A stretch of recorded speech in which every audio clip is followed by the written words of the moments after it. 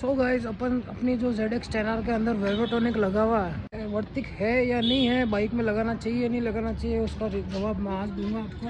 हालांकि बहुत काम की चीज़ है, आपको चालान होने से बचाएगी, नॉइज़ पोल्यूशन से बचाएगी। बट एक प्रॉब्लम ये भी है कि भाई अपन जो बाइक चलाते हैं, लाउड बाइक, मैं छोटी बाइक की बात नहीं कर रहा, लाउड बाइक जिसका मतलब RPM बहुत, मतलब आवाज़ बहुत भयंकर ही तेज़ हो, उसके वाइब्रेशन के कारण क्या होगा ये देखो।